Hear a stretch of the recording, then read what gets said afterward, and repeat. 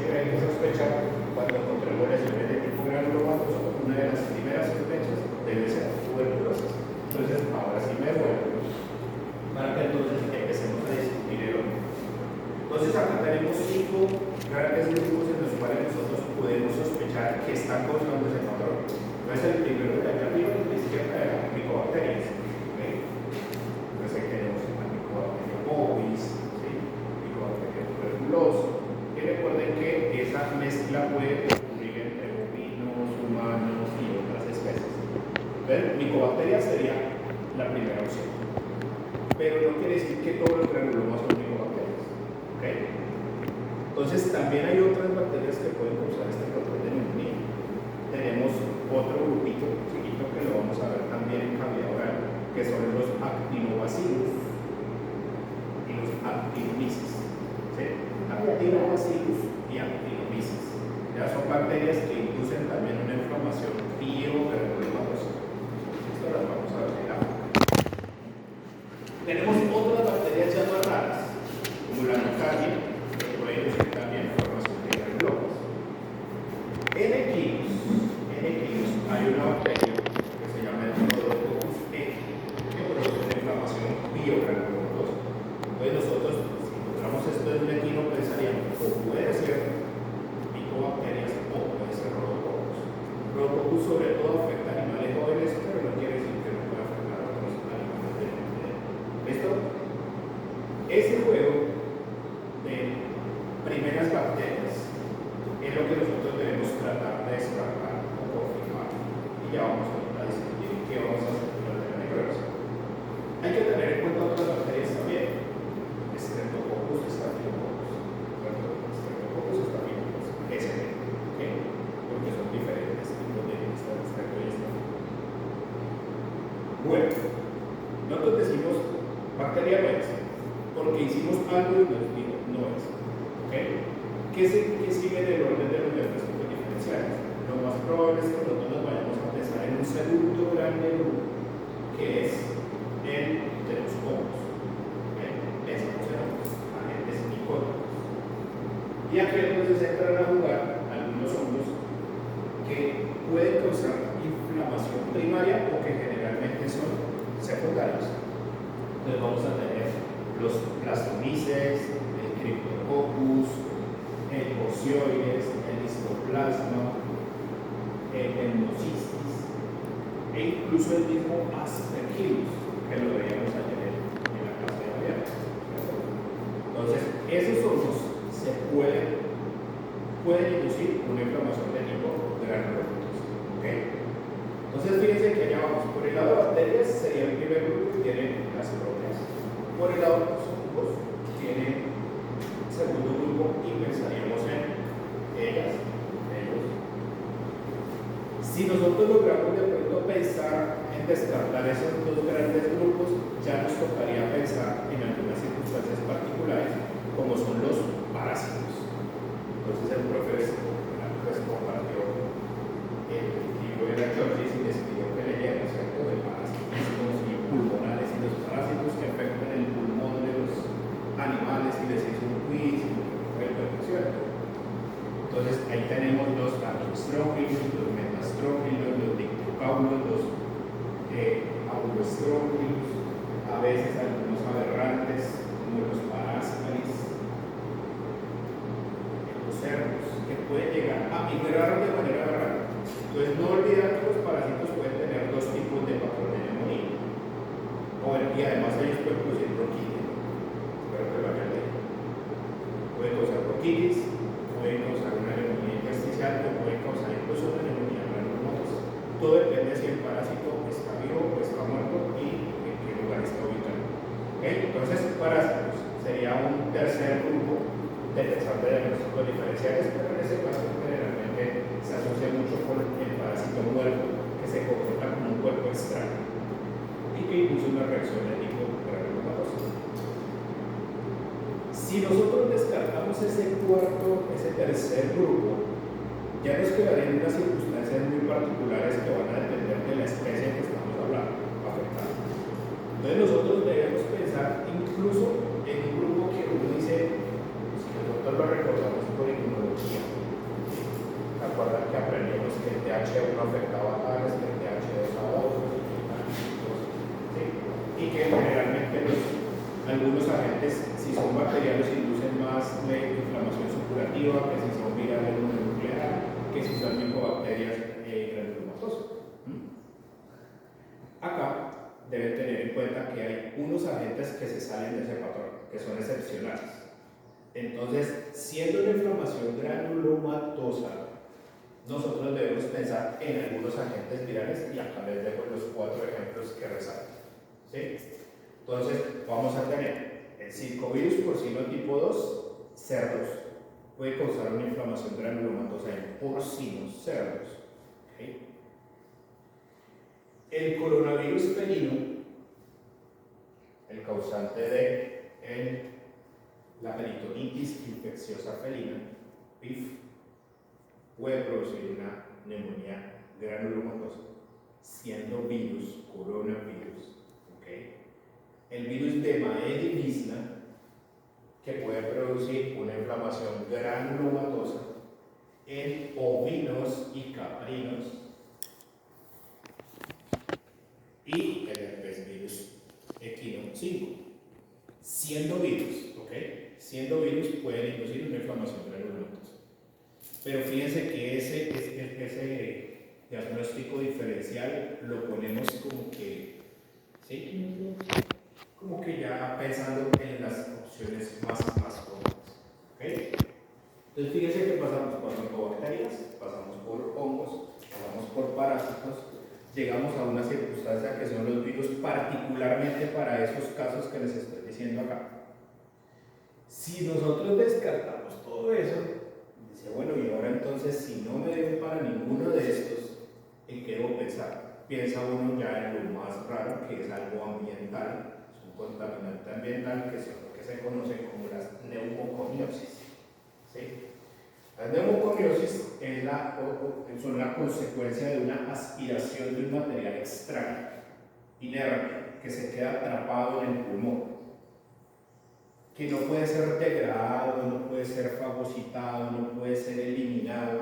Entonces se queda atrapado en el pulmón y es rodeado por un proceso inflamatorio que con el tiempo se va volviendo un proceso inflamatorio a cuerpo extraño, es decir, una inflamación granulomatosa.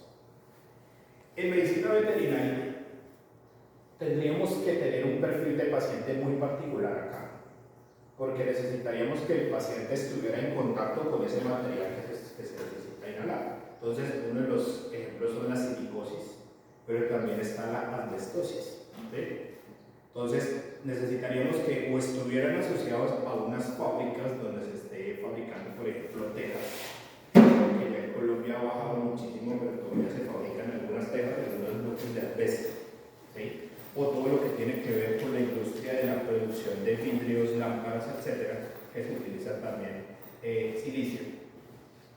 ¿Qué puede hacer esos animales estar en contacto con ese material? O sea, nosotros no vamos a decir, este es un perrito que está acá viviendo en Villavicencio y vamos a sospechar de que tiene silicosis, porque pues no hay una fábrica donde el perro esté aspirando el material constantemente, ¿cierto? Entonces sí necesita algo muy particular, pero igual hay que tenerlo en cuenta, como ya ustedes se dan cuenta casi que de quintas, como debe ser diferencial, ¿ok? Entonces, ¿qué vamos a hacer? Llegamos a la necropsia.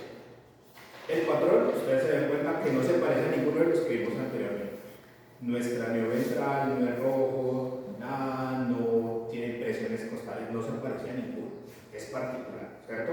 Ni siquiera se parece al embólico, porque el embólico son áreas rojas en el tornillo de pequeños, en cambio este ya no áreas grandes, mucho más notorias. ¿Qué podemos hacer nosotros para diagnosticar este proceso teniendo en cuenta los 5 grupos de diferenciales que vimos en la diapositiva anterior? Entonces, durante una necropsia, si nosotros quisiéramos empezar con el diagnóstico desde ahí, aparte del patrón, nosotros podemos utilizar algunas herramientas que son de fácil uso y que casi que se tienen en cualquier lado. ¿Cuáles son? Podemos hacer hisopados o improntas. Hisopados o improntas. Entonces nosotros podemos, si nosotros quisiéramos ya para bacteriología, entonces lo que vimos en la clase de toma de muestras, que la esterilidad, que el material estéril, que todo el cuento, ¿sí? Entonces nosotros haríamos, por decir algo, un corte acá, con un bisturí estéril, se saca la cuchilla, cortaríamos acá, y alguien con un hisopado toma el hisopo, lo guarda en su recipiente y lo enviamos para bacteriología. ¿Listo? ¿Eso nos sirve para qué? Para cultivar las microbacterias, actinomyces, actinobacillus, estreptococcus, estafilococcus, las bacterias que nosotros pidamos en lesión granulomatosa. ¿Okay? Pero ¿qué más podemos hacer? Ya no siendo tan estrictos con la toma de la muestra, nosotros podemos, por ejemplo, cortar otros y hacer con una laminita cortapetos una impronta. O con otro hisopo podemos hacer extendidos. Y uno puede hacer 5, 6, 7 extendidos. ¿Por qué tantos? Porque resulta que las coloraciones que nosotros le vamos a hacer nos van a servir para poder diferenciar, o por lo menos nos orientan un poco. No quieren decir que sean definitivas, pero sí nos pueden orientar. ¿Qué coloraciones podemos hacer nosotros?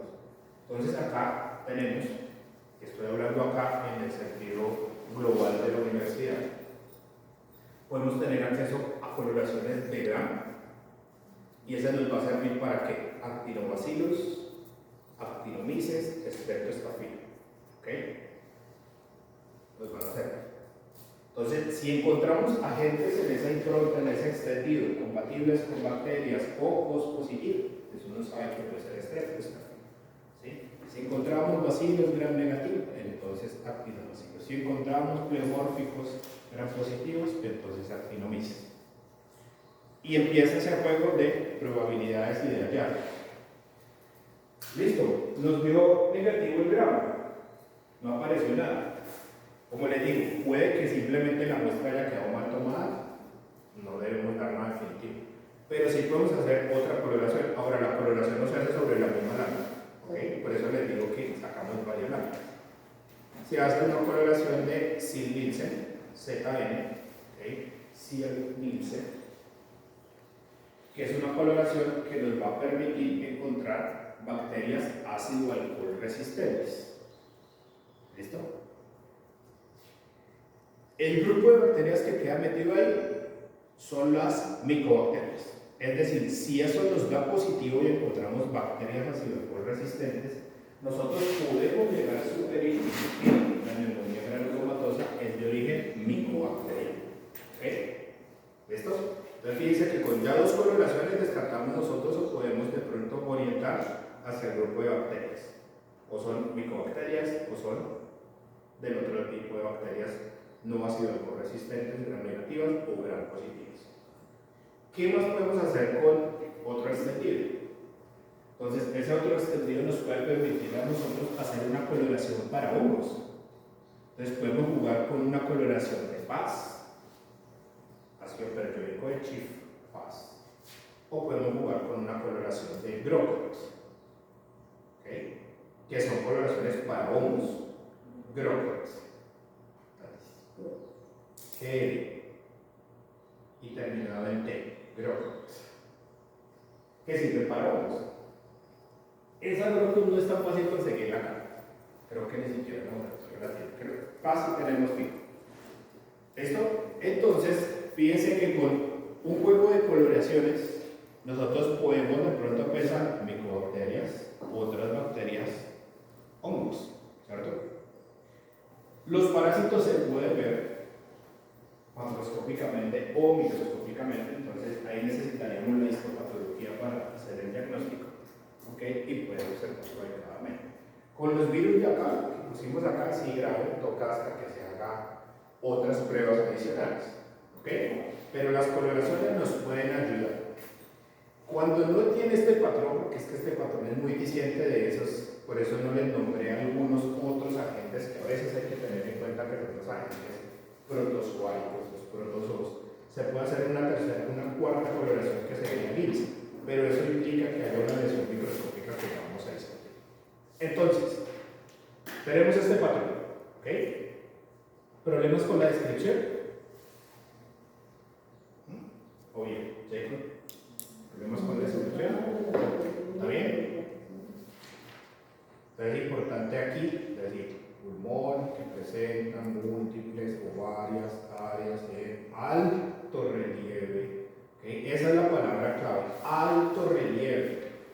Alto relieve. Y empezar a hablar de las áreas. ¿Son de alto relieve? ¿De qué color son? ¿De qué forma son? ¿Son de qué tamaño? Como no hay una regla, yo sí puedo decir, hay unas pequeñas y otras grandes o de tamaño variable. La superficie de esas áreas, ¿cómo es? Es irregular. ¿Y el color cuál es? Y listo, quedó la descripción, ¿ok? Que es donde más duro les dio a ustedes en el primer corte, ¿no? La cuestión de la descripción, por eso les pregunto si se sienten bien con la descripción, ¿ok? Miremos otro, donde las áreas son un poco más pequeñas, ¿sí? Pero tienen el mismo patrón, ¿ok? Entonces, esta foto me recuerda decirles un diferencial que no lo tuvimos en cuenta en la primera diapositiva. Hay que tenerlo en cuenta y depende del perfil del paciente, que son las neoplasias, ¿okay? Las neoplasias del pulmón. Con una distribución así como está, le tocaría pensar no más en una neoplasia de tipo primaria, pues descartar las metastásicas, y la neoplasia realmente de este tipo de patrón que lo podamos ver en la vida real son más comunes en perros que en otras especies. ¿Sí? Sin embargo, pues uno la colocaría, se dan cuenta ustedes que ya va como de, inclusive puede desplazar a las neumoconiosis y hacerse por ahí antecitos del listado, neoplasias pulmonares. ¿Okay? Pero uno las descarta al momento del corte, ¿sí? Entonces, aquí tenemos este pulmón y acá les voy a mostrar un corte del pulmón, miren cómo son las áreas, y este es un ganglio linfático afectado por la misma lesión, ¿okay? Para que vean cómo es. Entonces, siempre esas áreas son consistentes y tienen ese aspecto de queso, ¿okay? Son nódulos que tienen como ese aspecto caseificado. Eso es muy diciente de tuberculosis, pero eso es discutible, ¿no? O sea, no por el hecho de que vea el aspecto de queso es tuberculosis, ¿sí? Pero si le dice uno, piensa primero en eso. ¿Cómo se ve niño? Entonces, ¿cómo se imagina microscópicamente un pulmón con granulomas? Antes de que veamos la imagen. ¿Cómo se lo imagina? Histológicamente, histopatológicamente. ¿Cómo se lo imagina? ¿Cómo te dice? Que estaría más centro de los ángulos. Listo.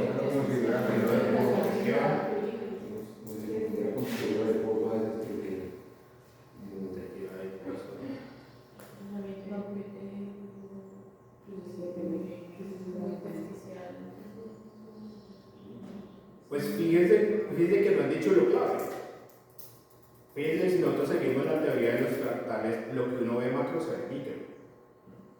Entonces, lo más probable es que ustedes encuentren un pulmón con estructuras redondeadas, bien delimitadas. ¿Dónde? En el intersticio. Entonces, acá voy a saltarme una foto para que lo miren más de lejos. Esta, ¿verdad? Entonces, aquí está el pulmón. Y miren que tiene un área redonda, casi redonda. Esto es un granuloma. ¿Okay? Ese es un granuloma. Y miren que está en el intersticio. Y sí, dan congestión. ¿Okay? Puede tener atelectasia, puede tener incluso un poco de enfisema, porque eso bloquea. Pero lo importante va a ser esta estructura. ¿Sí? Esa estructura es un granuloma. ¿Por qué sabemos que es un granuloma? Uno, por la forma, y dos, por el tipo de células que están ahí. Entonces yo creo que todos alcanzan a ver estas células de acá. ¿Listo? Y estas de acá. Son tan grandes que se llaman células gigantes. Uno las compara con algo que uno conoce que es el tamaño de un glóbulo rojo. Miren el glóbulo rojo, miren el glóbulo rojo. Y miren el tamaño de esa célula. Por eso se llama célula gigante y tiene varios núcleos. Célula gigante multinuclear. ¿Ok? Este es el aspecto de un granuloma pulmonar. Una neumonía granulomatosa. Entonces, ya les dije lo que podíamos hacer durante la necropsia, ¿cierto? Pero muy seguramente si nosotros hacemos el corte histopatológico y miramos la lámina y encontramos esta lesión, también podemos jugar con las coloraciones que se pueden hacer en el tejido, las mismas que les acabo de decir, se pueden hacer en el tejido, no solamente en el extendido, sino que se pueden hacer con el bloque. Pero además de eso podemos jugar con otras cosas. Se puede hacer inmunohistoquímica. Ya con el bloque histopatológico se manda a hacer una lámina adicional y se hace inmunohistoquímica para los agentes que estemos nosotros sospechando. O se puede incluso hacer PCR desde ese tejido. ¿Listo? Y eso ya nos orientaría a nosotros a identificar los ácidos nucleicos de X agente que esté involucrado ahí. ¿Ok? Fíjense con todo lo que juega uno para poder llegar al diagnóstico más confiable o, si se puede, final de una neumonía de tipo granulomatoso. ¿Listo?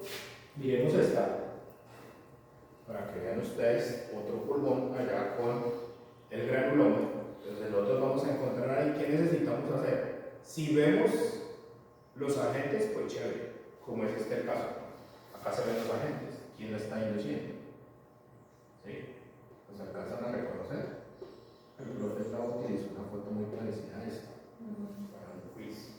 Son parásitos, ¿no? Son parásitos, son cortes de parásitos y están induciendo la inflamación granulomatosa de la médula. ¿Se dan cuenta? Entonces ahí no hay problema. Ahí yo ¿para qué me pongo a hacer PAS? ¿Para qué me pongo a hacer ZN? ¿Para qué me pongo a hacer RAMS? El causante está ahí, son los parásitos. Pero en este de acá, yo estoy viendo algo que diga definitivamente yo pienso que es un parásito, no. Siempre les digo, los parásitos se ven tanto macro como micro y se ven fácil. Pero en este caso yo tengo que seguir sospechando de todo lo que acabo de nombrarles como diferenciales. Entonces que algunas coloraciones, DRAM, ZN, PAS, ¿ok? Y si no, si todos esos me dan negativos, pues tengo que seguir mirando a ver cómo puedo llegar al diagnóstico. Hago una inmunohistoquímica, hago un PCR, lo que pueda yo hacer para poder llegar al diagnóstico. ¿Ok?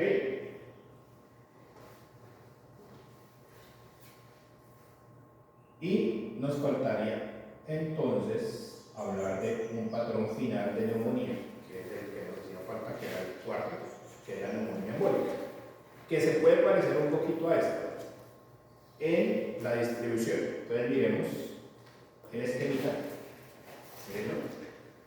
Entonces tenemos la misma vaquita que utilizamos siempre, mirando para el lado derecho, con su pulmón, para mostrarles que aquí no hay afinidad por ningún lóbulo. No es cráneo ventral, no es dorsal, no es caudal, no es medial, sino que afecta a cualquier lóbulo, pero fíjense el color. Son áreas de coloración rojiza, distribuidas al azar, afectando todos los lóbulos pulmonares o cualquier lóbulo pulmonar de pronto. Sería como lo importante tener en cuenta. Estas áreas, ahorita las vemos más en la foto, les explico más el macro, pero sí me interesa que discutamos un poco de las causas. Entonces, devolvámonos al nombre de la neumonía. La neumonía se llama embólica. ¿Okay? Hay un proceso que está mediando esta neumonía y es un émbolo. ¿Okay? Entonces, en medicina veterinaria, de pronto si ustedes ya leyeron el capítulo de respiratorio de la Sancharico, donde estudia el profesor Eslava, lo más probable es que se hayan estrellado con esta imagen, que es la que utiliza el profesor Alfonso López en el capítulo para explicar la neumonía embólica. Entonces, él da algunas de las posibles situaciones que pueden llevar a una neumonía embólica. ¿Qué necesitamos que ocurra? Necesitamos que haya un foco primario, de donde se desprendan fragmentos pequeños y que empiecen a circular. Y que esa circulación lo lleve hasta el pulmón. ¿Ok? Entonces, las neumonías embólicas en medicina veterinaria generalmente las vamos a encontrar en su gran mayoría ocasionadas por agentes bacterianos. ¿Okay? En humanos hay otras, ¿okay? Pero en medicina veterinaria generalmente las vamos a pensar y asociar con agentes bacterianos. Es decir, necesitamos un foco primario de inflamación bacteriana desprendiendo pequeños fragmentos que se van vía patógena hasta que llegan al pulmón. Entonces aquí el doctor Alfonso nos muestra por lo menos 3 posibles orígenes de esos focos primarios, de esos émbolos. Entonces él nos propone acá la yugular, ¿sí? Que digamos el sitio predilecto para colocar catéter, ¿cierto? La las grandes especies. Se coloca el catéter ahí y ¿cada cuánto recomiendan cambiar el catéter? Cada 72 horas hay que quitarlo de ahí y ponerlo en otro lado. No el mismo, hay que cambiarlo, pero no dejarlo en el mismo sitio. ¿Por qué? Porque se puede producir un trombo, ¿sí? Se puede contaminar y ahí va a empezar a jugar entonces las circunstancias de que se desprendan pequeños fragmentos y empiecen el viaje. Y ese viaje relativamente es corto porque viene de yugular, va hasta aurícula derecha, corazón derecho, corazón izquierdo, corazón derecho, pulmón y sale. ¿Listo? Llegó al pulmón y en el pulmón hasta donde alcanza a llegar. ¿Ok? ¿Qué otra posibilidad tenemos? El hígado, ya está. Entonces, un absceso hepático. ¿Pero por qué se da un absceso hepático? Vamos a ver que los abscesos hepáticos generalmente van a estar asociados con fenómenos de acidosis ruminal, por ejemplo en el caso de los bovinos, que es la circunstancia más común. Entonces, abscesos ruminales que por la circulación portal llegan al hígado, se estabiliza un absceso allí y ese absceso puede erosionar un vaso sanguíneo y vía hematógena llega a la cava y de la cava al corazón y del corazón al pulmón. ¿Listo? Pero no solamente son estos eventos, ustedes pueden ver, y nosotros lo hemos encontrado acá, que eventos, por ejemplo, relacionados con la cavidad oral en perros, enfermedad periodontal, de ahí se pueden desprender las bacterias que están en los dientes de los perros y viajar vía hematógeno, llegar a causar o una endocarditis, como lo ven ustedes ahí en el corazón, o llegar a afectar el pulmón con un proceso embólico. ¿Listo? Las mastitis, ¿sí? Procesos de mastitis, sobre todo en bovinos, sobre todo esas bacterias agresivas, tipo estafilo, ¿sí? Pueden hacer abscesos en la glándula mamaria y llevar a fenómenos embólicos.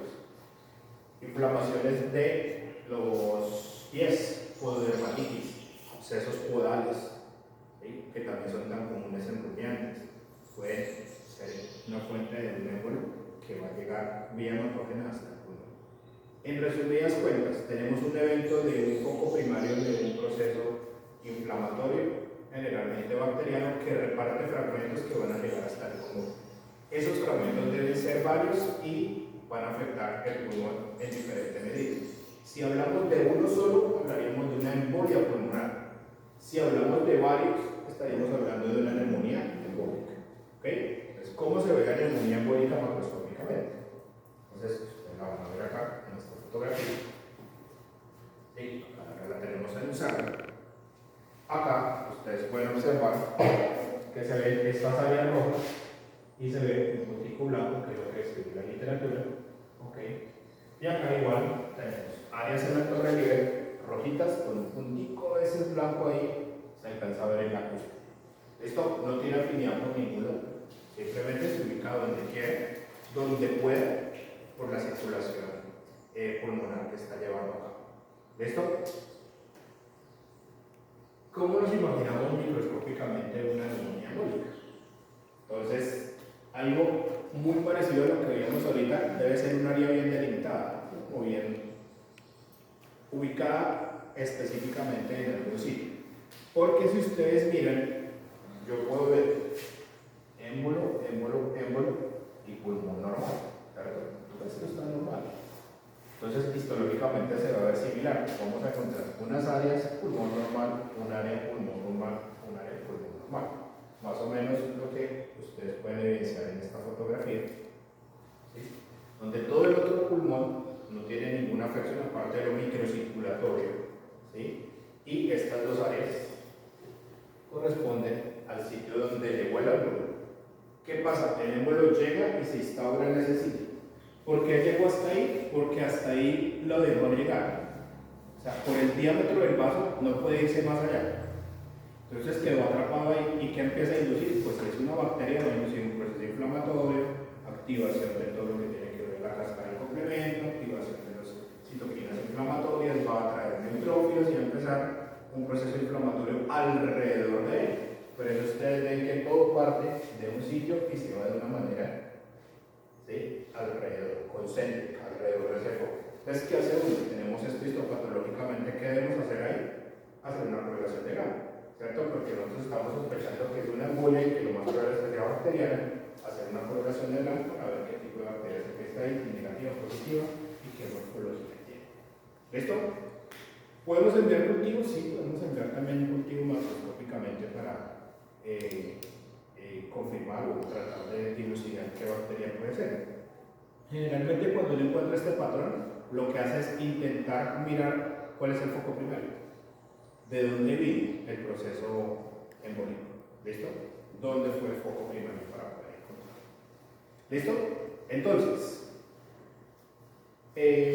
hay un patrón que les voy a pedir que lo lean, que es una mezcla de patrones, ¿ok? No lo voy a dar acá, que se llama la neumonía broncointersticial. ¿Sí? Es una neumonía muy particular, que solo la causan ciertos agentes, y que es como una mezcla de dos patrones, tanto de bronconeumonía como de neumonía intersticial. Entonces, por ahí dejamos ese tema. ¿Listo? No sé si tengan alguna duda, alguna pregunta antes de que cerremos capítulo de pulmón. Profesor, hay en esa que dice que es, o sea, que es embólica, se supone que son los coágulos, ¿no? No coágulos. El émbolo. Ah, no, o sea, que tenía la duda de que, como de la coloración. Bueno, ¿por qué la coloración roja? Sí, de pronto la sí, o sea, yo me la imaginaba que micro también se veía, o sea, que se veía como... Sí. Entonces, mira, esto que tú ves aquí alrededor es la reacción a algo que llegó. Entonces, esa montícula es probablemente la colonia bacteriana. Miren la colonia bacteriana. Y alrededor se desata una inflamación. Esa inflamación va a estar acompañada de ¿qué?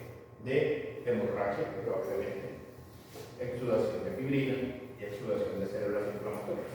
¿Sí? Por eso se ve todo como esa mezcla entre rosado y azul, porque hay células inflamatorias. ¿Sí? ¿Sí? Sí, ya. Listo. ¿Algo más? ¿Quedamos bien? Porque pues vamos a pasar a otro capítulo.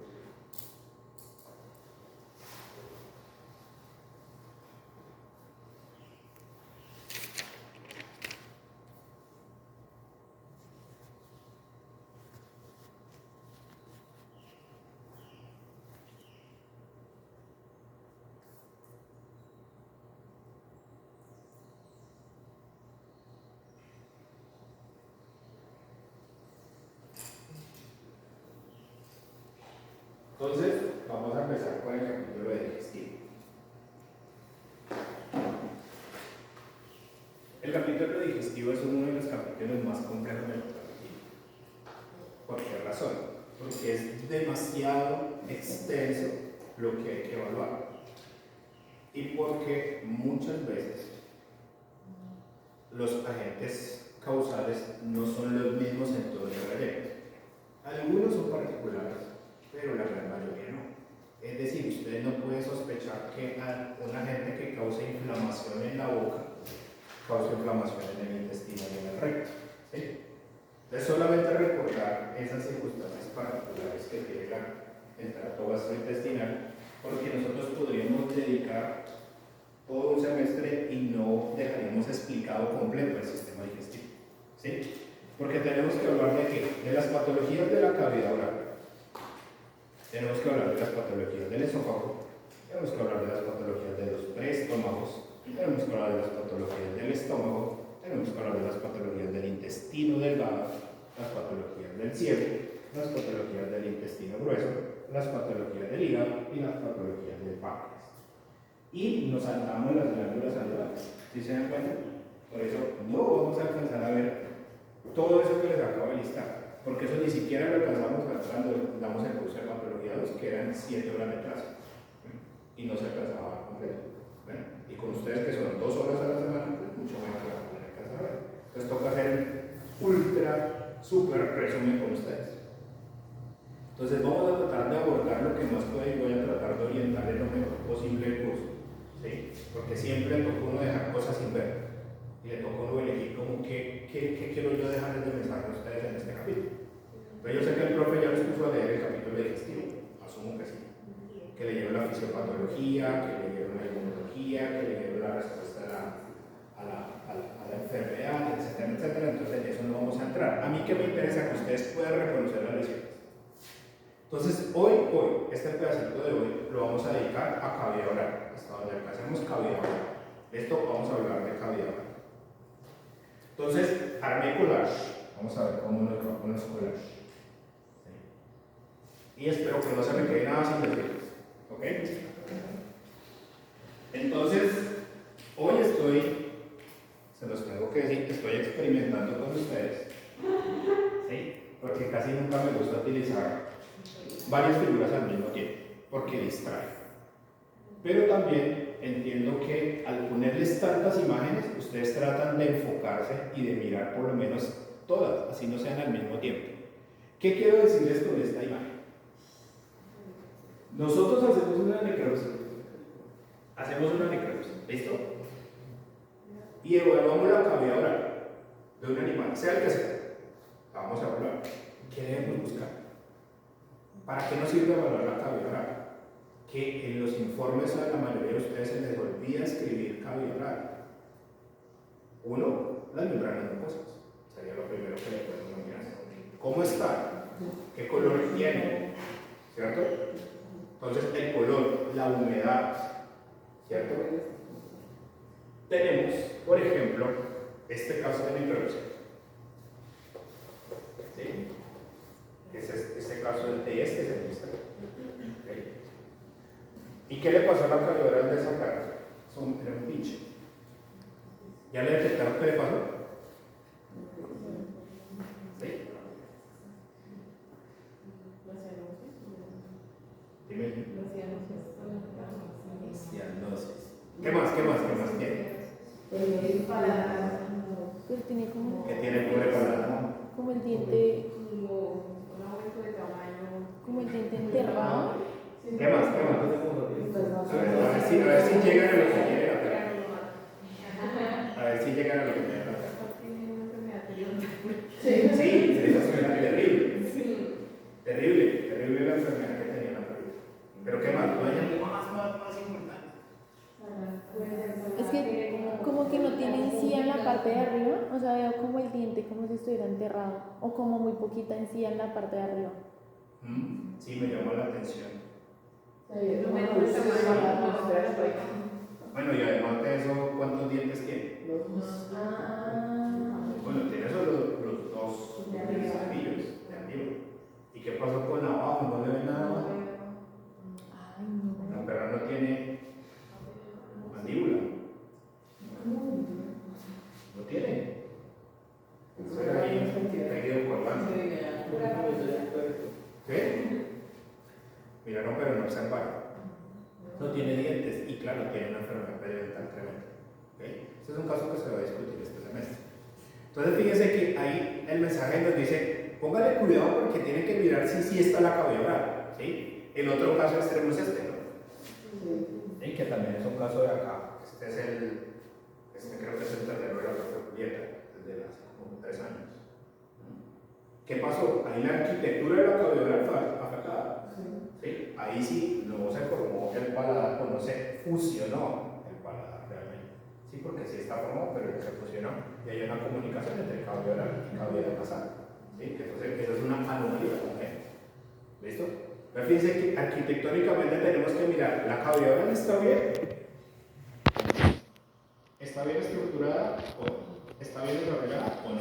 Número de dientes, tiene todos los dientes, le faltan piezas. Sí, ustedes dirán, oh, claro, la enfermedad periodontal, pero ni siquiera dijeron, no, mire, ese bicho no tiene sino 2 dientes. Y ni siquiera tiene mandíbula. También hay que mirar porque hay anomalías donde los animales, en vez de tener el número de dientes adecuado, tienen más dientes, por ejemplo. Que es lo que se llama la polidontia. ¿Sí? Polimás. ¿Listo? ¿Qué más tenemos que ver acá? Bueno, esta ya. Esta, que también es un caso de este semestre. ¿Sí? Es el caso de Karina y de la señorita Paola.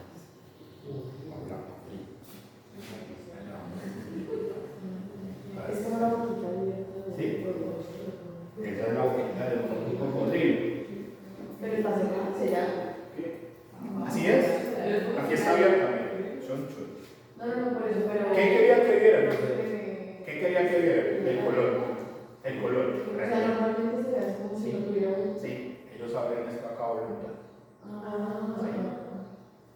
como ya estaba en terror ahí.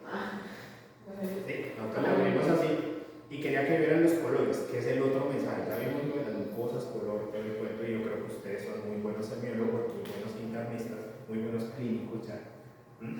Entonces ustedes ya saben que es una membrana mucosa barrosa, una membrana mucosa congestionada, cirrótica, ictérica, pálida, ¿cierto? Que hay que evaluar. ¿Ok? Y quería mostrarles que tenemos lesiones aquí, ¿cierto? Ya describimos una, describimos dos, pero por ejemplo aquí hay otra lesión, ¿cierto? Aquí hay otra lesión, ¿cierto? Y aquí hay otra lesión. ¿Listo? Este perrito casi que lo escogí como normal, aunque está un poquitico pálido, pero también me servía para decirles a ustedes que las membranas mucosas pueden ser pigmentadas, ¿cierto? Y que eso no se debe escribir como normal. Entonces nos toca pensar es pigmentada, y ahí yo no voy a decir, ay, no es que no pude evaluar las membranas mucosas porque era pigmentada. Entonces, ¿qué hago yo? Voy a mirar la vulva, voy a mirar el pene, voy a mirar el ano, voy a mirar la conjuntiva para poder decir cómo estaba el estatus de membranas mucosas. ¿Listo? ¿Ok? Y el gato sí, yo creo que detectaron que tiene, ¿cierto? Aparte de un tricitico de enfermedad periódica.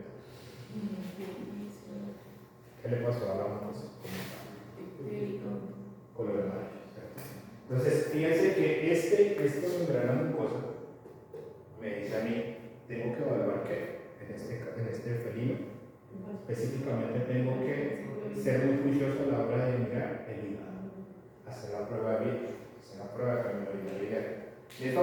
Entonces, en mi caso, en las mucosas, yo también no me anoté nada en las mucosas, ¿sí?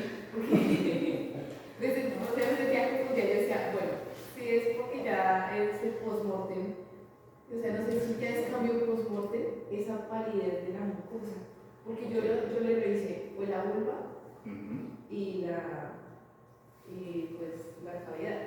ah, sí. Pero no se la describí. La tuya tenía un sangrado, ¿cierto? Sí, pero nosotros no le encontramos. O sea, no había mordedura, no había nada. Entonces, ahí es donde uno va, o sea, como es un cambio post-mortem, esa parte como de ese cambio de coloración. ¿Cómo estaban las membranas mucosas de tu caso? Sí. Porque yo creo que hasta ahora va a ser el caso que más tiempo lleva de fallecido el paciente. 48 horas. ¿Qué pasa? ¿Qué he visto yo? Por ejemplo, nos pasó con el caso de Esteban, ¿cierto? Que ustedes describieron un color de las membranas mucosas del paciente allá vivo, y cuando las fuimos a evaluar no apareció, ¿sí? Entonces estaba más pálido, y yo les decía, de pronto ya estaba inclusive haciendo lo que se llama el anillo tóxico, y allá en necrota ya no aparece. Claro, sí pueden los cambios, pues no pueden alterar el color de las mucosas, pero generalmente le dejan a uno ver. A las 4 horas yo no creo que haya ningún. De pronto la cuestión del anillo endotóxico es que el anillo endotóxico se mantiene por la circulación. Entonces apenas se corta la circulación, pues él va a desaparecer. Y las membranas mucosas sí, uno las puede ver congestionadas, pero eso se mantiene en el tiempo. Ya tiene que pasar demasiado tiempo para que nos haga una imitación de una membrana mucosa congestionada, por ejemplo. ¿Sí? O sea, que yo diga que por el cambio post-mortem yo veo una membrana mucosa congestionada, no. Estaba congestionada. Pero el anillo tóxico, o sea, ¿siempre se va a desaparecer o depende de la gravedad o el tiempo que mantenga? No siempre se desaparece todo, ¿no? Entonces tiene como grados de desaparición. Yo por lo menos siempre lo busco muy pegado al cuello del diente, porque ahí es donde todavía se conserva algo y había, ¿sí? Pero puede desaparecer casi completamente, pero uno sí ve como un tintecito más oscuro en ese sitio. Ya no se va a ver como lo ponen en fotos. ¿Ok? Entonces, este collage tenía esa idea de desafiarles su cabeza para que miren muchas cosas.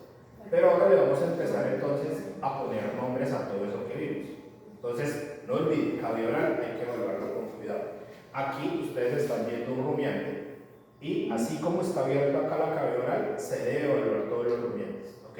Entonces, en ellos, miren que dejamos la lengua, no la sacamos como en el caso de los perros y los gatos, sino cortamos por encima de la laringe, conservamos la lengua y acá con una ceguetica cortamos la rama de la mandíbula y la abrimos en dos. Siempre les digo yo que es como más o menos la boca del depredador.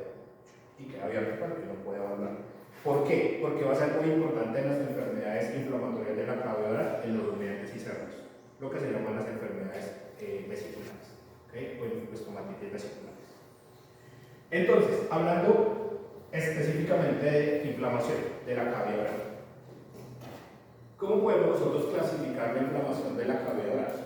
La podemos clasificar por la ubicación de la lesión. Entonces, 3, 4, 7. Piensen en una inflamación de la cavidad oral para que compartamos lluvia de ideas.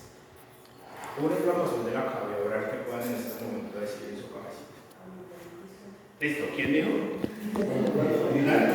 María. ¿María? ¿Cuál? Amigdalitis, y en medicina veterinaria vamos a utilizar más el término tonsilitis. Okay. Bien, esa es una. Muy bien. ¿Quién más? Periodontitis, pero con rumiantes no. Bueno, periodontitis puede ser. ¿Qué más? Juliana. Atis, Dana, Eva, Jenny, Jacob. ¿Cuál? Gingivitis. Muy bien, otra. ¿Qué más? Estamos solo hablando por ubicación. ¿Sí? ¿Qué más hay en la cavidad oral? ¿La lengua? ¿Cómo se llama la inflamación de la lengua?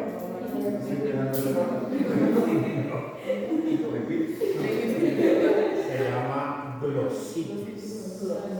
Glositis. Tonsilitis, glositis, gingivitis, periodontitis, dijo Jacob. Juliana, ¿la tuya? Tatis, ¿la tuya?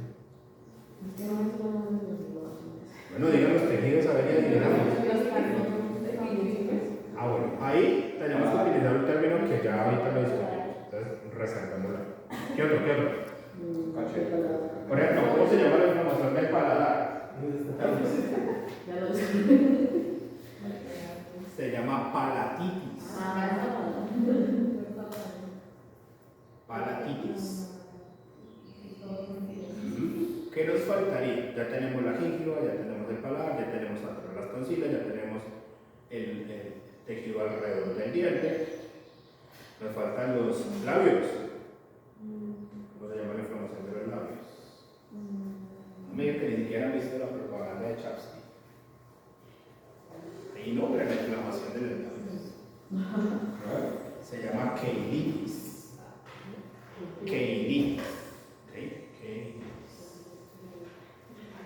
Entonces se llega a un, digamos que a un cierto acuerdo donde nosotros vamos a utilizar esos nombres dependiendo del sitio donde esté la inflamación, si la inflamación es única en ese sitio. ¿Okay? Si solamente está en el paladar, pues se llama palatitis. Si solo está en el labio, se llama keilitis. Si solo está en la lengua, glositis. Pero si tenemos inflamación que involucre más de una región, o sea, dos regiones al mismo tiempo, nosotros vamos a utilizar un término que es estomatitis. ¿Ok? Estomatitis. ¿Sí? Estomatitis. Por eso, cuando hablamos de la inflamación, más o menos a nivel del cabello, la cara interna, hablamos de estomatitis. ¿Sí? Y ese término, digamos que es el más extendido para toda la temática que vamos a hablar. Entonces, ya vimos el primer nombre, ¿cierto? La inflamación, estomatitis, keilitis, palatitis, tonsilitis, etc. ¿Listo? Nosotros podemos hablar de una clasificación por etiología. Entonces, eso va a depender mucho de las especies. Por ejemplo, en rumiantes, bueno, animales de abasto, llamemos. Entonces, ahí incluyen los equinos, ovinos, caprinos, porcinos, rumiantes. Animales de producción, como lo llaman ustedes, que son zootecnistas. Ok. En ellos, los virus van a ser muy importantes. Entonces vamos a tener que en los virus ustedes van a encontrar estomatitis viral. ¿Sí? Viral. Pueden encontrar estomatitis bacteriana, por ejemplo.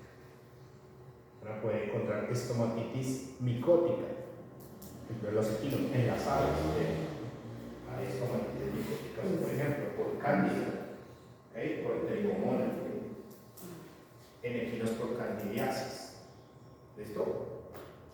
Podemos encontrar también unas etiologías que a veces ustedes olvidan y se van a dar ustedes ahorita cuenta que son muy comunes en animales de compañía. Los agentes físicos. Una estomatitis por un trauma, un cuerpo extraño, una estomatitis por una quemadura, una estomatitis por electricidad, una estomatitis por plantas, por ejemplo. ¿Sí? Entonces, eso es si nosotros le ponemos etiología. Pero acá, recuerden que en patología sistémica, lo que vamos a intentar es que ustedes aprendan a hacer un diagnóstico morfológico. ¿Cierto? Entonces, ya les di la primera clave que es el nombre: estomatitis, palatitis, gingivitis, glossitis, quelitis, tonsillitis, etc. Necesitamos la característica, ¿recuerdan del morfológico? Lesión, característica, distribución y severidad. Ya necesitamos la característica. Y ahí tenemos que hablar de estos términos que están acá. ¿Sí? Está ahí. Entonces, primer término, vesícula. ¿Saben qué es una vesícula? ¿Sí? ¿Y semiólogos? Semiología se ve que semestre. ¿Quinto? Semestre pasado, ¿qué pasado? El año pasado, vieron semiología. Mis clínicos, vesícula. Creo que me siento.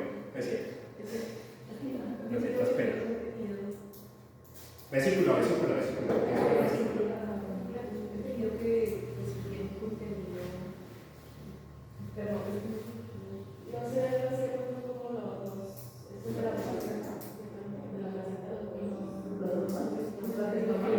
Lo que pasa es que si puedes decir, si te encuentras, buscas en internet vesícula y te va a mandar de una vez a placenta, no sé qué, vesículas placentales y qué cosa.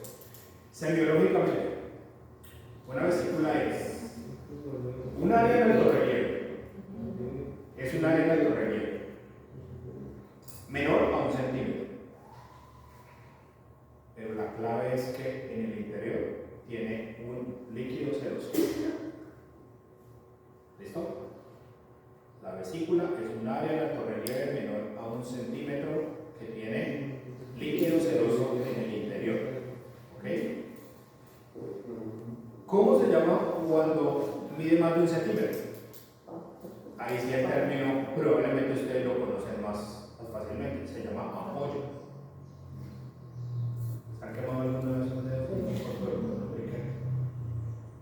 Y le sale una apoyo. Si mide menos de 1 centímetro se llama una vesícula. Si tiene más de 1 centímetro se llama apoyo.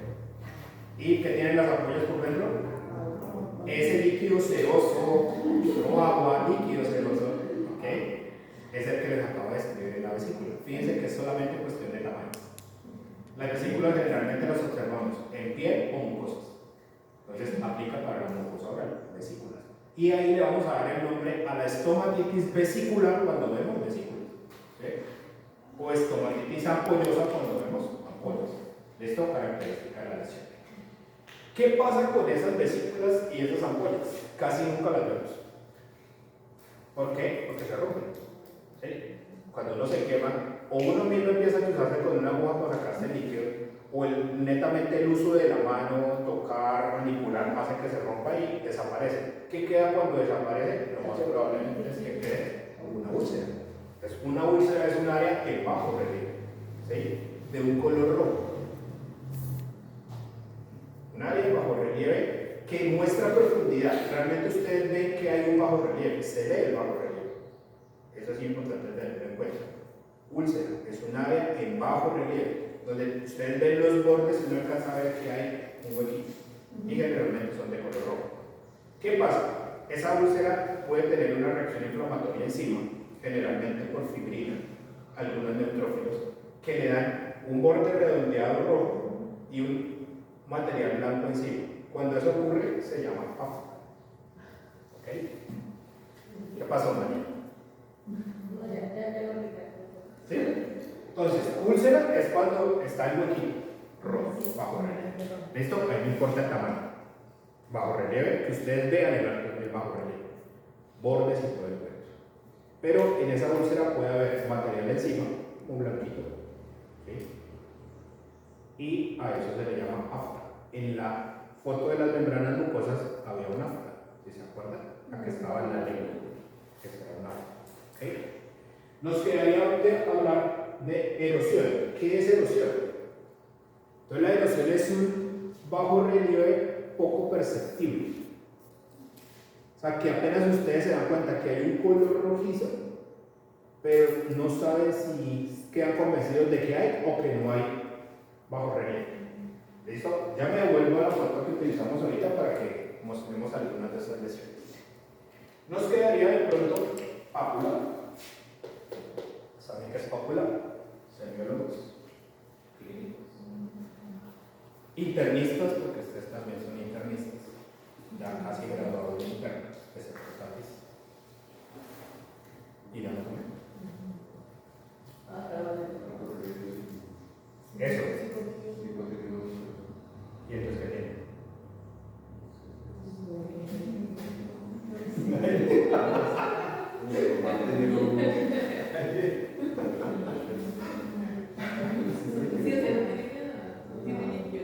¿Pero qué tiene?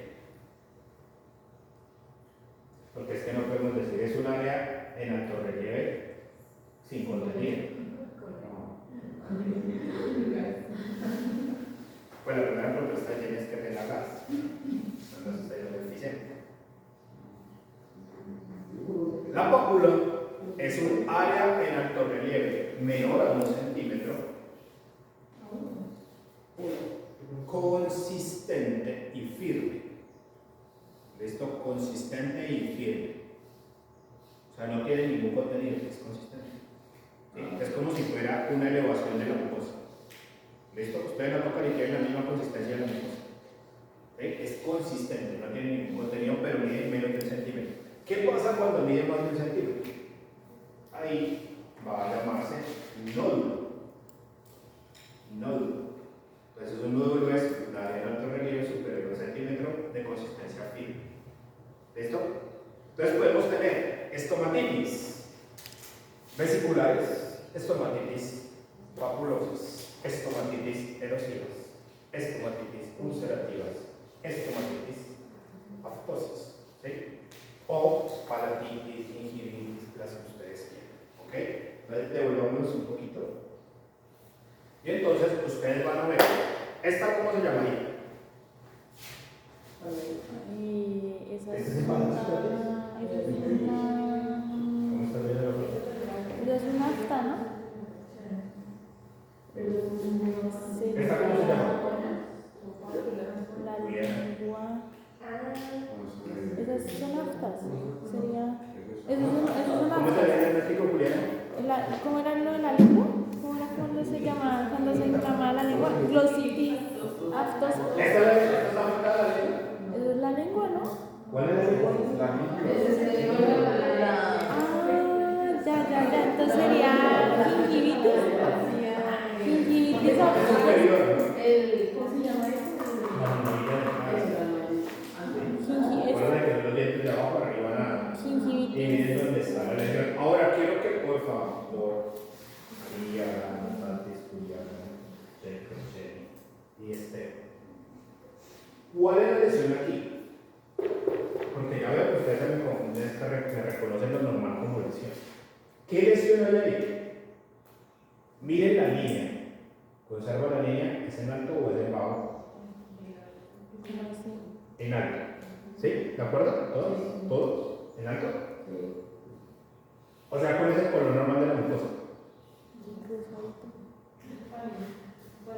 Como este, ¿no? O sea que si ustedes dicen que lo anormal es lo alto relieve, porque tiene el mismo color de la mucosa.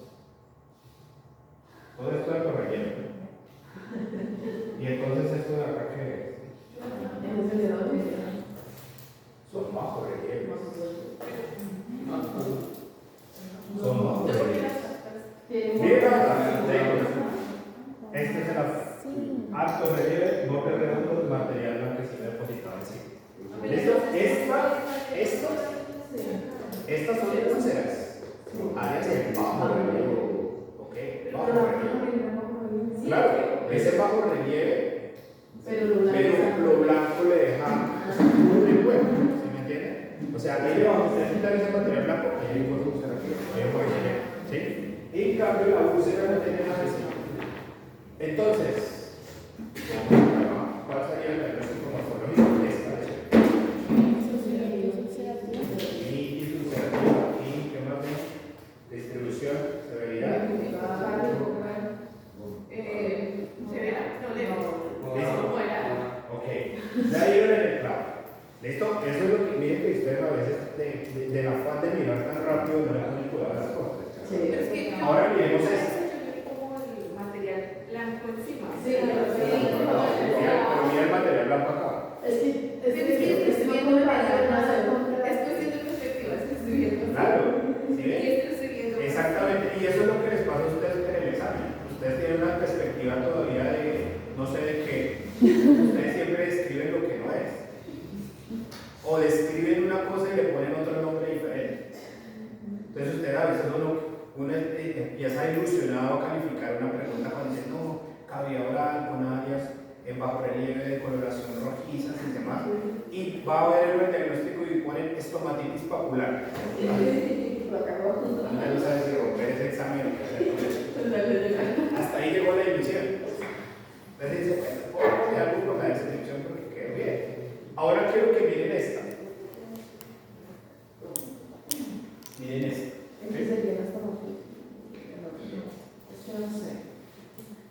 Ahí qué pasa.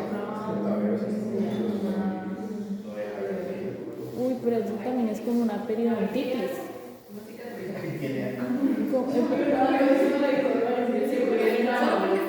Pero la periodontitis también tiene.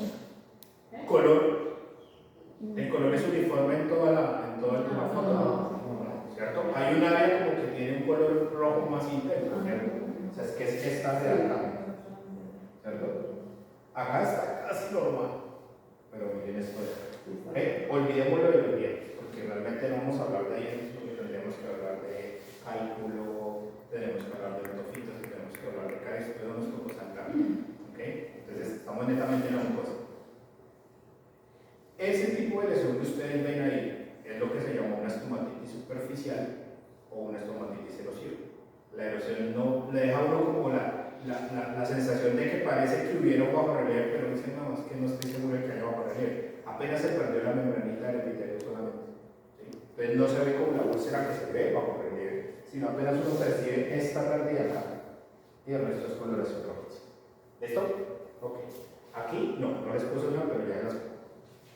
Entonces, quería mostrarles esto, las dos plantas que son de conocimiento común acá, son plantas ornamentales, las dos tipos de plantas las encuentran ustedes si caminan por la universidad.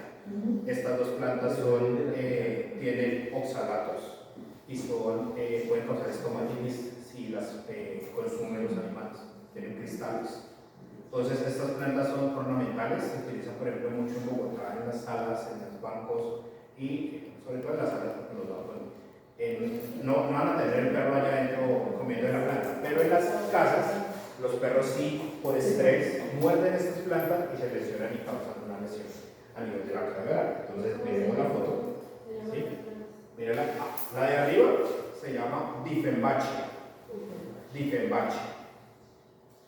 Y la de abajo se llama Caladio. Caladio, la que tiene como forma de corazoncito. Caladio. Hay diferentes especies. Caladio es esta, Dieffenbachia es esta. ¿Sí? Okay. Y miren la lesión que les estaba mostrando, que es esta lesión. Ahora sí se ve acá, ya más grande, se ve la lesión.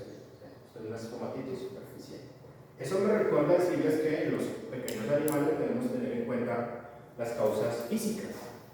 Sopa muy caliente, se ponen a morder cables, ¿sí? Juguetes, esos huesos de carnaza, palos, piedras que muerden los perros van a causar lesiones de tipo traumática. Entonces no hay que descartar que también sea un proceso como este.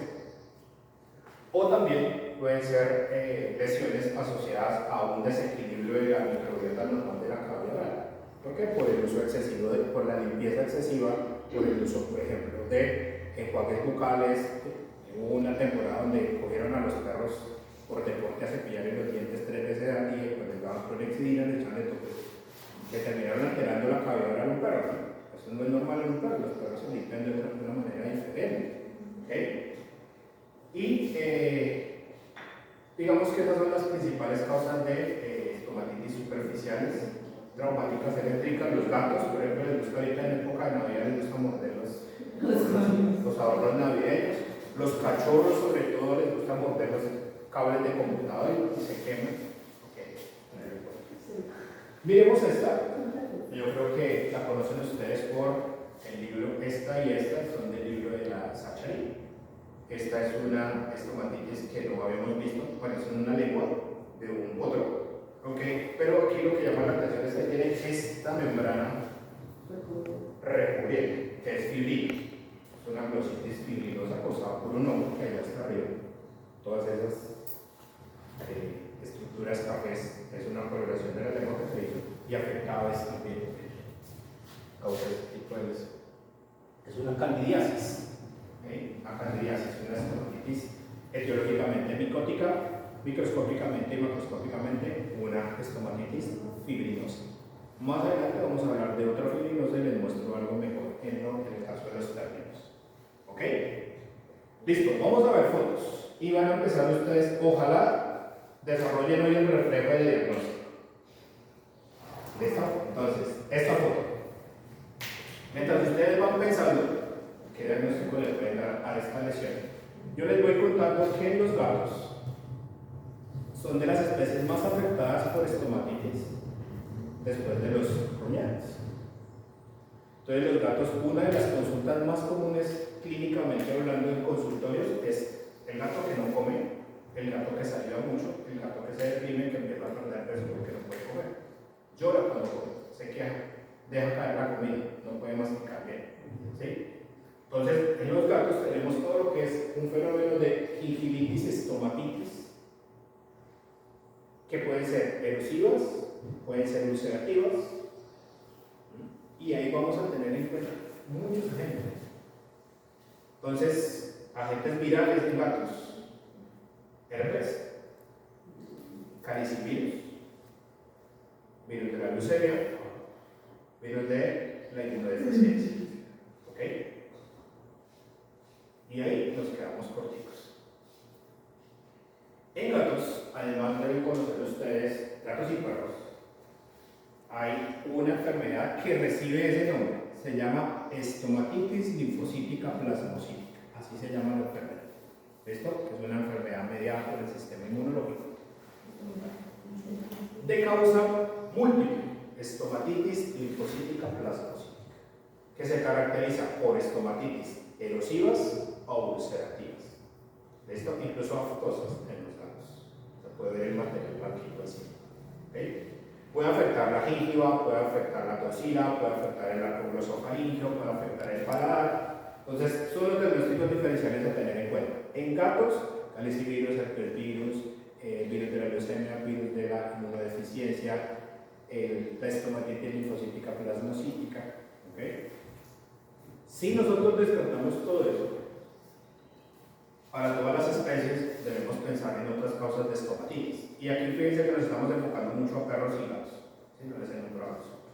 La uremia. Entonces, una enfermedad renal crónica que hace que los desechos no se puedan eliminar, se acumulan en sangre y estos circulan y se acumulan en membranas mucosas, entre ellos la boca, y causa lesiones ulcerativas. ¿Listo? La uremia. Y nos faltaría hablar, que eso aplica para todas las especies, no solamente para los pequeños, el uso de AINES. ¿Okay? Analgésicos, antiinflamatorios, no esteroidales, que recuerden que alteran la producción de citoquinas, de prostaglandinas citoprotectoras, producción de moco, y pueden hacer susceptible la mucosa oral a fenómenos de inflamación erosiva y o ulcerativa.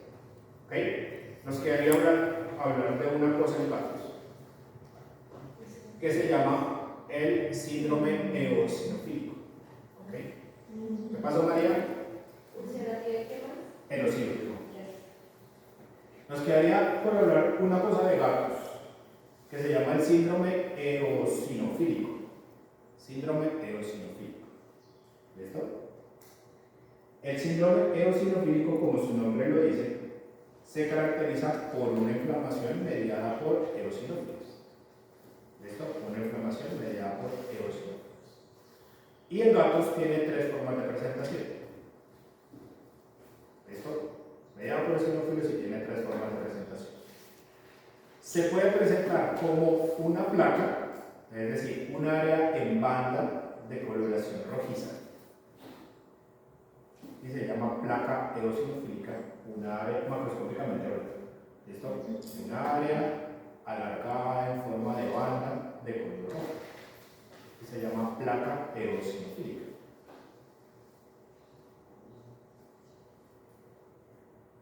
Se puede presentar como un nódulo, o sea, un área en alto relieve de más de 1 centímetro, ¿sí? Que se conoce como granuloma eosinofílico. Y 3, se puede presentar como áreas en bajo relieve, que se conocen como úlceras eosinofílicas. ¿Listo? Fíjense que los gatos le damos mucha potencia.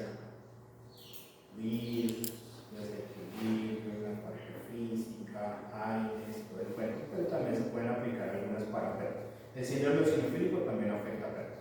Esto para que lo tengan en cuenta. Se ha descrito en algunas especies en menor cantidad, muy rara, por ejemplo en caballos. Listo.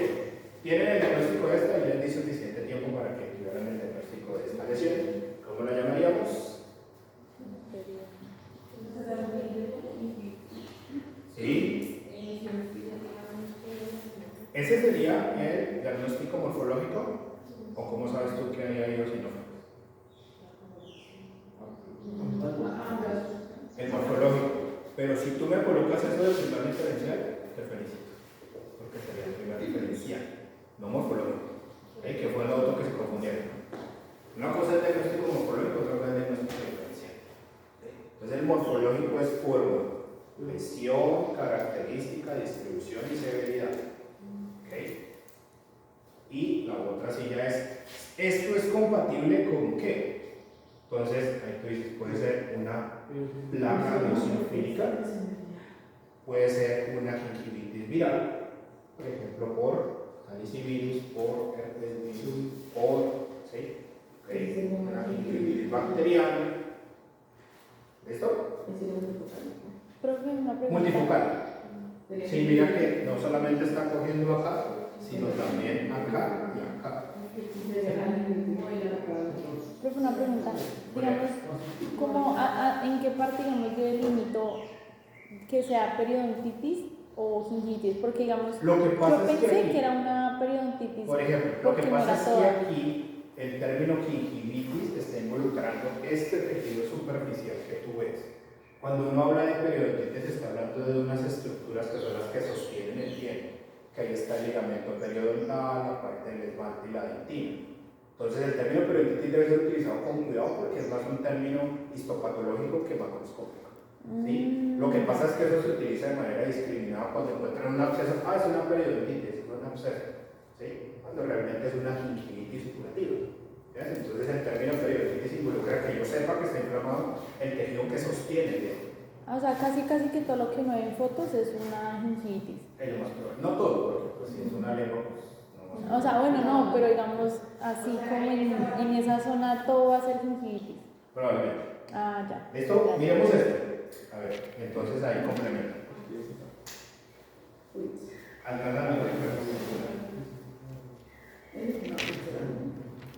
Entonces, lo ideal es que ya tengan el diagnóstico de las 4 lesiones que hay ahí. Ahí porque se alcanza a ver el pack. El gatito queda porque lejos de la cabeza, yo creo que alcanza a ver. Entonces, hacemos la necropsia y encontramos estas lesiones. Ya ustedes pensaron todo, ya saben que puede ser X, Y, Z, W, etc. ¿Qué podemos hacer en necropsia para intentar de pronto orientar lo que ustedes piensan? Entonces, hay lesiones como esta, que es alto relieve. Uno puede tocarla, entonces mirar si hay líquido o no. ¿sí? Para diferenciarla de una polla o un nódulo, ¿cierto? Y en esas lesiones en alto relieve uno puede hacer una punción por aguja fina y ya se van a extender. Pero por ejemplo no puede hacer lo mismo en esta ni en esta.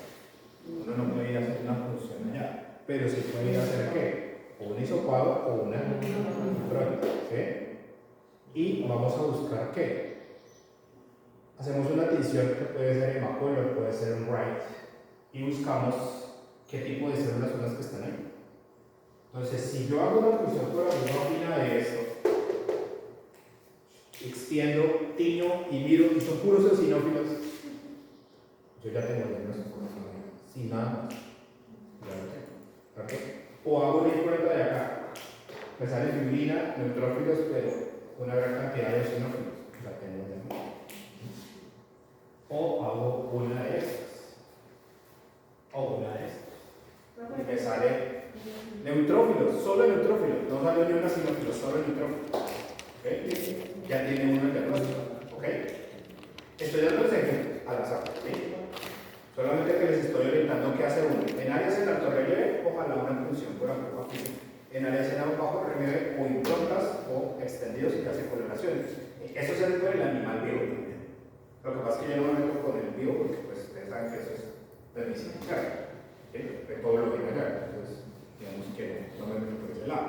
Pero eso también se hace con el animal vivo. Con el animal muerto se puede hacer, por el de la necropsia, y se toma también la muestra y se puede hacer con histopatología. Y fíjense que con ese solo dato ustedes ya pueden presumir cuáles serían el posible diagnóstico de trabajo. Entonces, una úlcera eosinofílica, o un granuloma eosinofílico, o una placa eosinofílica, o, por ejemplo, una infección bacteriana, si hablamos de agentes que estén induciendo. ¿Listo? ¿Ok? Eso más o menos es lo de combate. Yo creo que hay que resumir las lesiones que ustedes ya pueden describir y pueden poner nombres. No creo que tengan mucha dificultad. Recuerden que es la ubicación de la lesión más la característica de la lesión. ¿Listo? Entonces ya hablamos de vesícula, nódulo, ampolla, pápula, úlcera, eocel. ¿Alguno de esos es? O aftosis. ¿Verdad? Pero aquí creo que no hay ninguna aftosis. ¿Ok? Listo. Miremos esta foto. No. También se describe en perros y hay en otras especies. Incluso, gracias Dana por acordarme, el síndrome eosinofílico no solamente puede afectar la cavidad oral, sino vamos a verlo también en el estómago, vamos a verlo en el intestino causando, por ejemplo, diarrea. Hay una enteritis eosinofílica, se llama así. En corazón también hay una miocarditis eosinofílica. ¿Sí? Es todo un complejo de enfermedad donde predomina la mediación de eosinófilos. ¿Listo? Okay. Miremos esta foto la puse aquí, con estas dos. La puse aquí para acordarme que no se me olvide decirles que hay un fenómeno y ahí, entonces vamos a recordar inmunología, ¿sí? Que son las enfermedades autoinmunes que afectan las membranas mucosas. Entonces, como ven ese perrito, ustedes se dan cuenta que tiene unas lesiones erosivas y ulcerativas. ¿Esta cómo se llamaría? Estomatitis. ¿No? Está en un sitio particular. Entonces sería gingivitis. ¿No? No sé, ¿en el labio? Sí, ¿cómo se llama? Que era keilitis. ¿Y el apellido? Keilitis vesicular. Eso está en alto relieve, ¿cierto? Vesicular. ¿Ves altos relieves con líquidos serosos adentro? No, entonces sería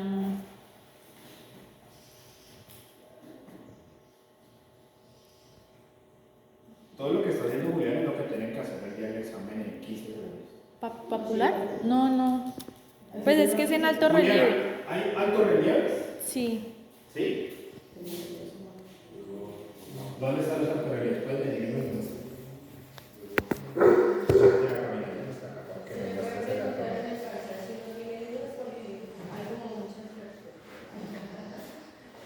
Perspectiva número 1, esos son los altos relieves de Julián. diapositiva número 2. ¿Estás de acuerdo con los periodistas? Porque la parte que está ahí está exacto, se ve como un hundimiento, como bajo. Ahí sería un relieve, como un cero. Son bajos relieves de coloración roja. O sea, esto no está, eso es normal. Que es el huesito de conchito. El grosor de la media computar de la externa de la Yo también lo veo normal. ¿Listo?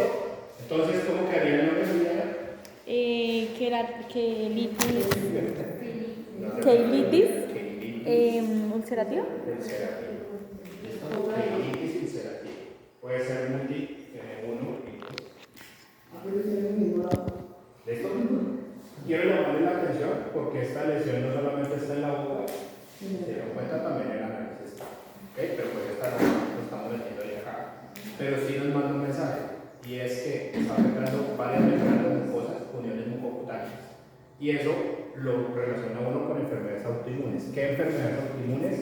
El complejo pemphigus. Complejo pemphigus.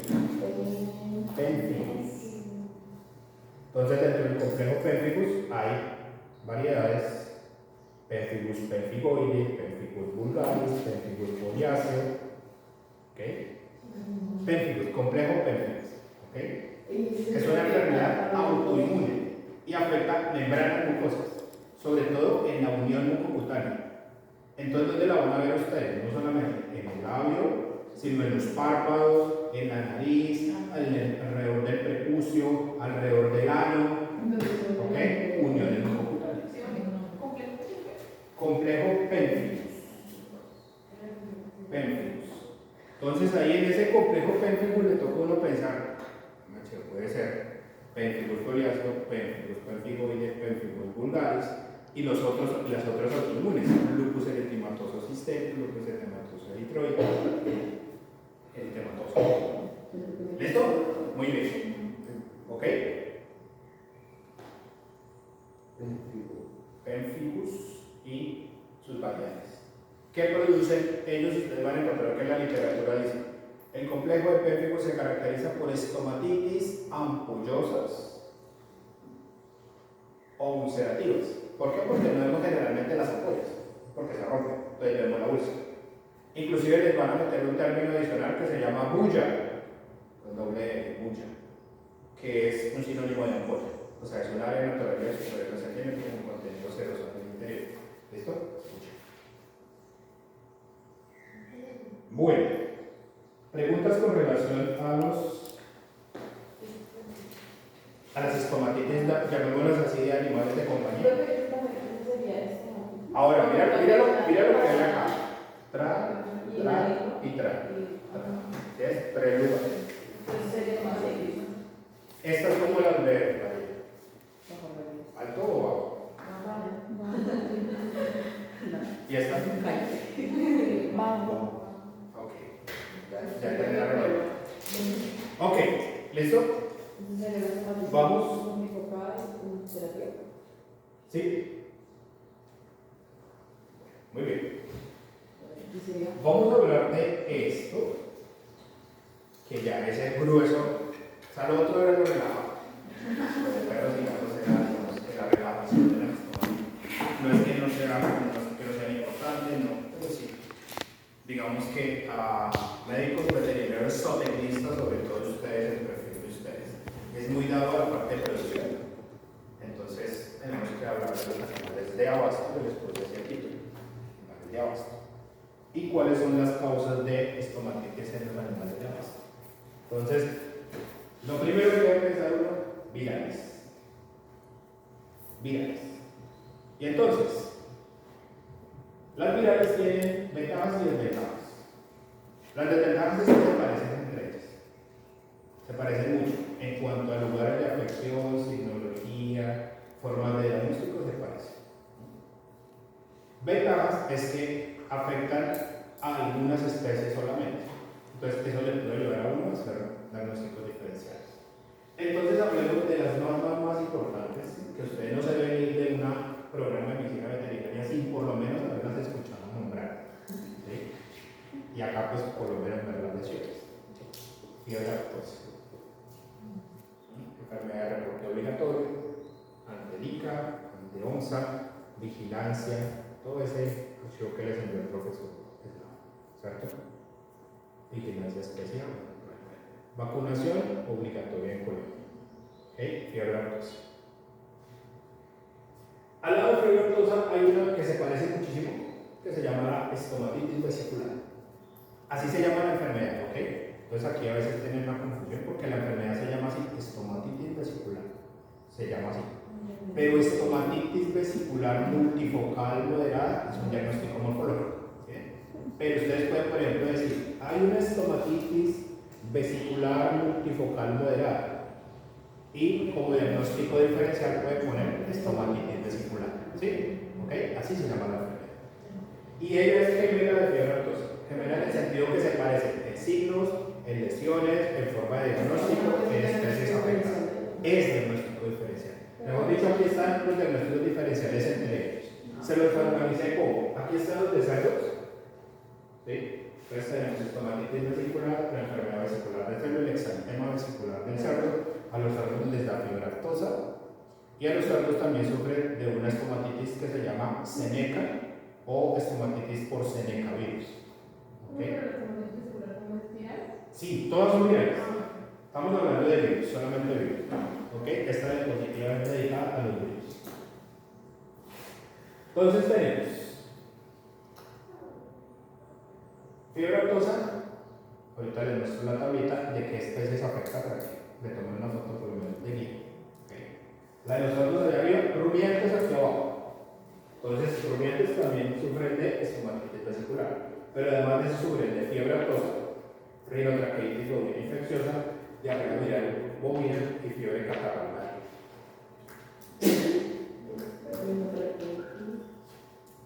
Bovina infecciosa, diarrea viral bovina y fiebre catarral maligna. ¿Okay? Entonces, ellos son diferenciales de lesiones más de tipo ulcerativo que vesicular. Más ulcerativo. Sí. Inclusive la misma fiebre aftosa, lo que pasa es que uno siempre habla de vesiculares, pero realmente uno no ve la vesícula. La vesícula se rompe en las primeras 2, 3 horas, 4 horas de aparecer. Entonces, cuando ustedes llegan a examinar la vaca, ya no tiene vesícula, sino tiene una úlcera. Esto entonces evoluciona demasiado rápido. Fiebre aftosa y fiebre catarral maligna. Si hablamos de los rumiantes pequeños, también sufren de fiebre aftosa, por ejemplo. Y además de eso, deben tener en cuenta una patología que se llama lengua azul, causada también por un virus, un reovirus. ¿Okay? En el caso de los equinos, de la única que cogen de estas todas que hay aquí, estomatitis vesicular. De resto, ninguna más. Entonces, fíjense que ahí hay una ayuda. Si ustedes tienen un sistema de producción móvil, que además tienen sus caballos para movilizarse y todo el cuento, y resulta que empiezan a aparecer animales con vesículas en la boca, úlceras en la boca, tanto bovinos como equinos. ¿Okay? Entonces uno dice, ¿qué puede ser? ¿Fiebre aftosa? No, porque fiebre aftosa no le da los equinos. Pero sí puede ser estomatitis vesicular, que sí termina afectando tanto a rumiantes como a equinos. Pero puede ser al contrario, que solo los rumiantes estén afectados y los equinos estén sanos. Ahí sí se preocupa uno porque puede ser fiebre aftosa, ¿cierto? Y todos los otros diferenciales que van a encontrar ustedes acá. Entonces se parecen mucho estas enfermedades en que su forma de expresión morfológica son vesículas o úlceras. Vesículas o úlceras. ¿Okay? Como les digo, las vesículas no tanto, pero sí úlceras y a veces aftas. ¿Okay? Por eso el nombre de la enfermedad. En el caso de fiebre aftosa, entonces aquí está la tablita. Ahí digamos que tiene fiebre aftosa, estomatitis, enfermedad vesicular, lengua azul. Escogieron esas 4 después del documento de la FAO. Y les dice, morbilidad, letalidad, especie afectada. Entonces, si ustedes miran, ahí el problema es el cerdo, ¿no? El cerdo le da, la estomatitis vesicular le da a todas. Entonces, bovinos, bufalinos, ovinos, caprinos, equinos y suinos, a todos. Cambio fiebre aftosa, bovinos, bufalinos, bovinos, caprinos, cerdos. Los equinos no salen de ahí. enfermedad vesicular del cerdo, pues por algo se llama del cerdo, solamente le da a los cerdos. ¿Okay? Lo mismo el exantema vesicular, solo a los cerdos. ¿Okay? Y lengua azul, rumiantes, grandes y pequeños, ovinos, bovinos, caprinos y búfalos. ¿Okay? Y miren ustedes que aquí llama la atención algo, que es las dos primeras, la segunda y la tercera columna, que es la morbilidad y la letalidad. Realmente estas enfermedades no son letales, excepto lengua azul. O sea, no matan, pero se restringen el comercio. Son enfermedades de control obligatorio y restringen el comercio. Entonces, la importancia es esa parte de salud animal, restricción del comercio. Mientras miro fotos, que son estas, signos, por ejemplo, si hay estomatitis, uno de los principales signos es salivación. Salivación profuse. ¿Listo? Dificultad para comer, a veces te dejan caer el alimento por un lado, o tratan de masticar por solamente un lado, o definitivamente deciden no comer. Hay periodos febriles, hay baja en la producción, baja en la ganancia, si estamos hablando de producción. ¿Listo? Ahora, aquí ustedes están viendo la triada de órganos afectados en fiebre aftosa, estomatitis vesicular principalmente. ¿Qué órganos son? La boca cavernosa, los pies, el rodete, la unión cutánea y la glándula mamaria. ¿Listo? Esos tres lugares. Entonces, boca, pies y glándula mamaria.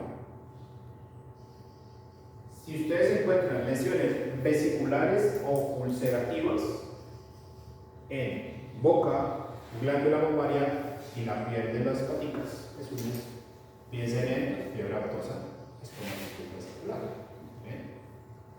Por eso, la fiebre aftosa también es llamada la enfermedad de la boca y de los pies.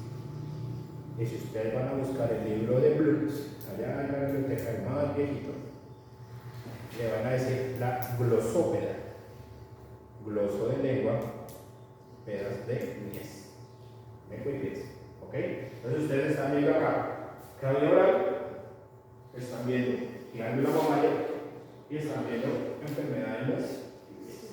¿Listo? O de mamilitis ulcerativa, mamilitis ulcerativa, agrava estomatitis ulcerativa. ¿Listo?